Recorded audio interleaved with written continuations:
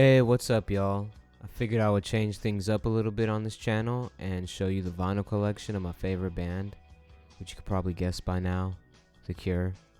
So I started collecting their music on vinyl because I wanted to experience it in the best listening way possible, crackling aside.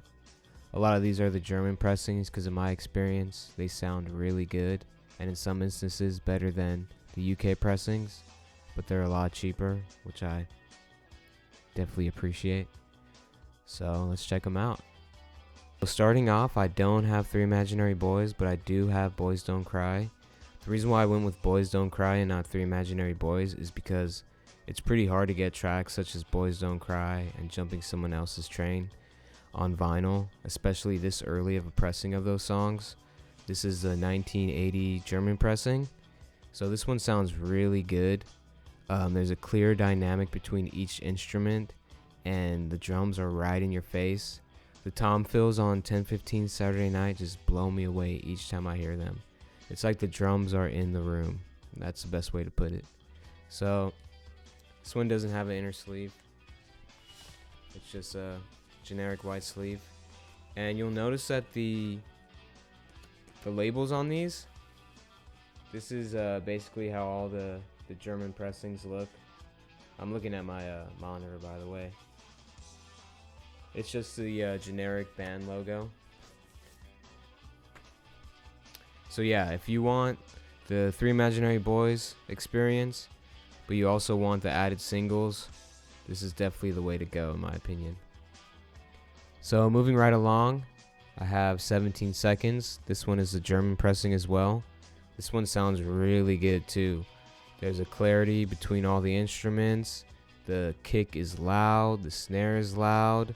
Songs like In Your House and 3 sound really good. I would say that this is probably my favorite Cure album.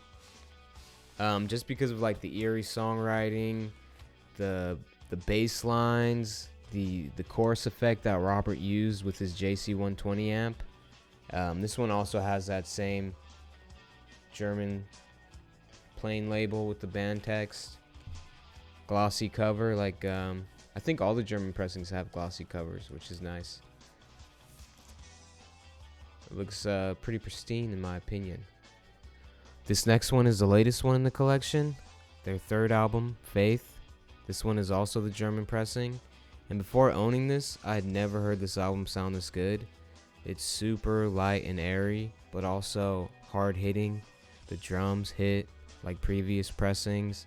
The bass has a super low depth to it. The guitar is light and airy, and Robert's voice sounds very upfront. This is the first one to actually have a printed inner sleeve in it too. Same German label on it as well. You can see it's glossy. Has credits on it too, which is nice. Drowning Man is my favorite one on this. Believe it or not, this one turns 40 this May. The dark classic, the P word. I don't want to say it because I don't want to throw off the algorithm. So I had a couple copies of the German pressing, but they didn't sound that great. One was super crackly, and another one was really worn out sounding. I'm not sure if that's how they all sound, but 2 copies, bad experiences. So I went with the UK pressing, the original one. And this one is bright and clear, but it doesn't have that same low end to mid end or punch as the German pressing, which kind of sucks. But you know what? The brightness and clarity makes up for that in this one. So this one actually has the first printed inner sleeves out of any of the albums. And since it's the original UK pressing, I could show you the label on it. Really cool. I love the artwork on this copy. Everything goes hand in hand.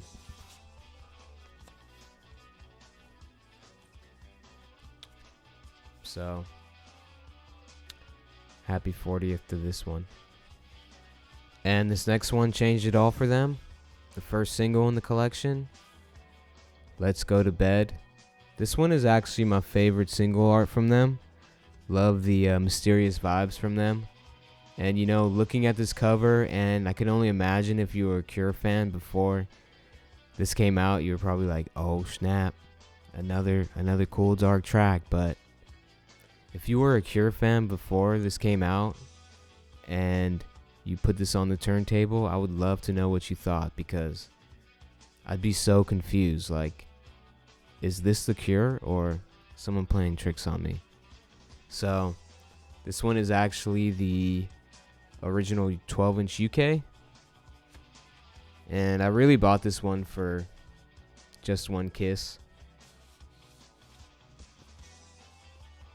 This one sounds pretty good. It just lacks a little bit in the low end, but it's pretty clear and dynamic, and it's cool to hear the Just One Kiss 12-inch remix on it as well.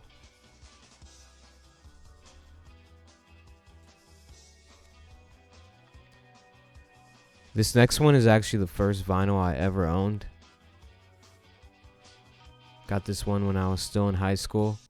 Me and my dad went out to Streetlight Records on 24th in San Francisco. Rest in peace. And he had just bought a turntable, and so we figured we'd pick up some records to play on his new turntable. And they had this one for $2.95, and I love The Cure, so what better deal can you get? This one is a 6-song EP. It includes Let's Go to Bed and Just One Kiss, but also the 4 singles from the UK EP of The Walk. This is the original Sire pressing. See on the label? They were actually signed to Sire after A&M. It sounds okay. I think it's just pretty worn out, so it doesn't have much dynamic, in my opinion. This one definitely changed the game for them. The last single of 1983, The Love Cats. This one is the original UK pressing. I actually picked this one up at Amoeba Records in San Francisco for around $10, so it was a deal I couldn't pass up. This one sounds really good. It plays at 45 RPM. Drums sound crystal clear. Bass sounds thick. Robert's voice sounds right in the room. I don't know if it was because of the recording process or what, but if you want to experience this song in the best way, this is the way to go. Really cool inner label on that. Paw prints. Some text. Highly recommend. This one gets a lot of debate. People love it, people hate it. I don't mind it. The top, going back to the German pressings on this one, sounds incredible. I'd never heard it sound this good before owning this album. I haven't owned or listened to the original UK pressing, so I can't really compare, but just like the Boys Don't Cry pressing, the drums sound so clear. Hi-hat sounds really good. Kick and snare sound great. This one actually has printed inner sleeve in color. I know that some other issues or pressings of this album are in black and white, but this one we get that nice art to it. And I want to say that this is the first German pressing to actually have a full colored label on it. So I really like songs like Bird Mad Girl. Piggy in the Mirror is probably my favorite song that they performed in the 80s. The Top's bass line is really cool. And yeah, I enjoy this album. The Caterpillar is a classic in my opinion. So this one got pretty beat up in the mail, coming from guess where? Germany. And like I said with the other albums, I hadn't heard it sound this good until I heard this kind of pressing. Now, I own the 2008 Back to Black reissue for a little while, but that one just sounded like a CD on vinyl, so I had to own something original. And I got this for a really good price, even though it got a little beat up in the mail. And this one sounds really dynamic. There's a wide sound stage, so you could really hear each instrument coming in clear, and there's a really nice panning on everything, which is really good for the band at this time. It really makes every musician stand out. The drums on In Between Days sound super loud and airy at the same time. Printed inner sleeve. See the back. See the back there. Yeah, highly recommend if you want an original issue for a decent price. That sounds really good. And I know I shouldn't say this, but this is probably the least favorite in my collection. Kiss Me, Kiss Me, Kiss Me. This one is the original US pressing, supposedly pressed on Audiophile vinyl, and I got it at Amoeba in San Francisco for less than $10, so it was a deal I couldn't pass up. This one is just 2 jackets sitting inside single fold, no gatefold, which kind of sucks, but yeah, the reason why it's not my favorite is because of it's 2 albums, and I really only like a handful of songs like The Kiss, Catch, How Beautiful You Are, Just Like Heaven, and the other songs don't really do much for me. And you know, it sounds okay. It sounds better than a CD, but it doesn't sound that dynamic or anything, nothing mind-blowing. And the finale to this collection, the masterpiece, Disintegration. This one is the original US pressing by Elektra. I picked it up at Amoeba in San Francisco for about $10, which is crazy because I've seen this go for a lot of money online these days. And there's a lot of debate whether or not the original pressings sound good or not, or if you should go with the 2010 reissues. But in my opinion, this one sounds really good, if not better. The drum sounds super dynamic, the bass sounds low, and Robert's voice is right up front in the mix. Despite it being on 1 LP, it doesn't have that same compressed effect that the 2010 reissue has. And this one actually has that crackly effect too, which is really cool. Printed inner sleeve with credits and lyrics and all that goodness. And love to see that beautiful flower on the label there. So that's where the collection ends. I would love to own Wish on vinyl, but that one goes for pretty crazy prices. Don't really care for Wild Mood Swings.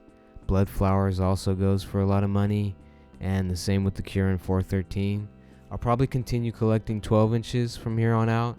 I would love to own Charlotte Sometimes and some of the singles from the Kiss Me era. And other than that, appreciate you for watching this far. Take care.